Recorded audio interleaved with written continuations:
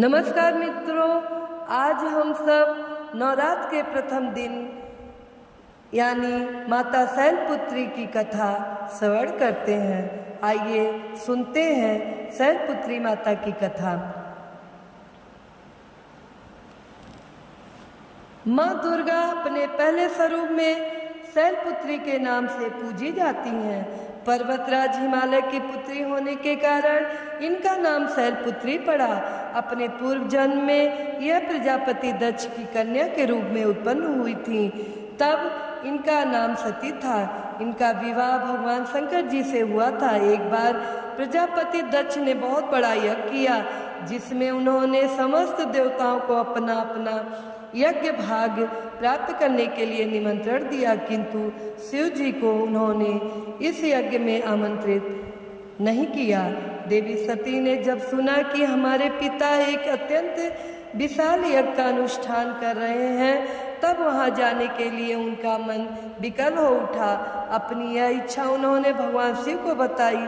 भगवान शिव ने कहा, हे पार्वती, प्रजापति दक्ष किसी कारणवश हमसे रुष्ट हैं। अपने यज्ञ में उन्होंने समस्त देवताओं को निमंत्रण दिया है, किंतु हमें जानबूझकर नहीं बुलाया है। ऐसी स्थिति में तुम्हारा वहां जाना उचित नहीं होगा। भोलेनाथ के इस उपदेश से देवी सती का मन शांत नहीं हुआ।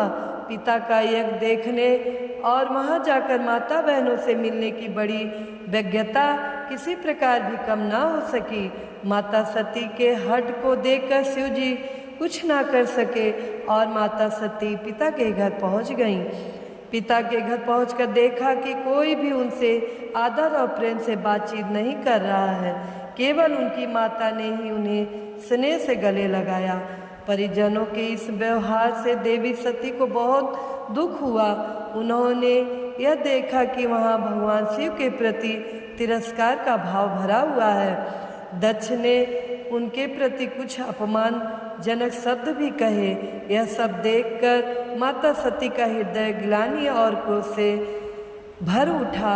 उन्होंने सोचा कि परमेश्वर भोलेनाथ जी की बात ना मानकर और यहाँ आकर मैंने बहुत बड़ी गलती की है। वह अपने पति भगवान शिव के इस अपमान को न सह सकी। उन्होंने अपने इस रूप को तत्काल वहीं योगा अग्नि द्वारा जलाकर भस्म कर दिया।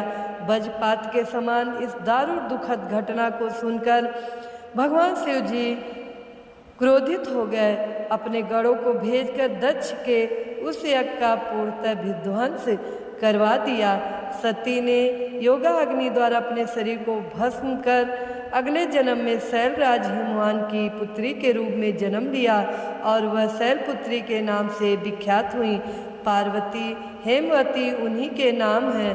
प्रिय श्रोताओं, इस जन्म में भी शैलपुत्री देवी का विवाह भगवान शिव जी से ही हुआ। कहा जाता है, नवरात्र के प्रथम दिन यानी प्रतिपदा को जो भी भक्त माँ शैलपुत्री के दर्शन करता है, उनकी कथा को सुनता है, तो उनके सारे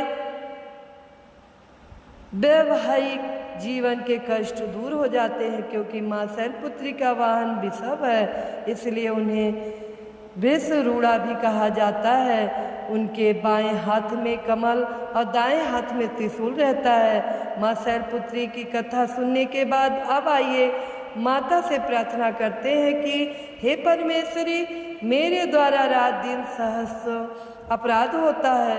यह मेरा दास है, समझकर मेरे अपराधों को क्षमा करो। हे परमेश्वरी, मैं आवाहन, विसर्जन और पूजन करना नहीं जानता, मुझे क्षमा करो। हे सुरेश्वरी, मैंने जो मंत्रहीन, क्रियाहीन, भक्ति युक्त पूजन किया है वह सब स्वीकार करो। हे परमेश्वरी, ज्ञान से, भूल से अथवा बुद्धि भ्रांति से जो न्यूनता अथवा अधिकता हो गई हो उसे क्षमा करिए तथा प्रसन्न होइए। शैलपुत्री माता की जय। अब आइए सुनते हैं शैलपुत्री माता की आरती। शैलपुत्री माँ बैल असवार करे देवता जय जयकार। शिव शंकर की प्रिय भवानी, तेरी महिमा किसी ने न जानी। पार्वती तू माँ कहलावे, जो तुझे सिमरे सो सुख पावे। रिद्धि सिद्धि परवान करे तू, दया करे धनवान करे तू। सोमवार को शिव संग प्यारी आरती तेरी जिसने उतारी, उसकी सगरी आस पुजा दो, सगरे दुख तकलीफ मिटा दो। घी का सुंदर दीप जला के, गोला गरी का भोग लगा के, श्रद्धा भाव से मंत्र गावे, प्रेम सहित फिर शीश झुकावे। जय गिरिराज किशोरी अम्बे, शिव मुख चंद चकोरी अम्बे। मनोकामना पूर्ण कर दो, भक्त सदा सुख संपत्ति भर दो। तो प्रेम से बोलिए शैलपुत्री माता की जय।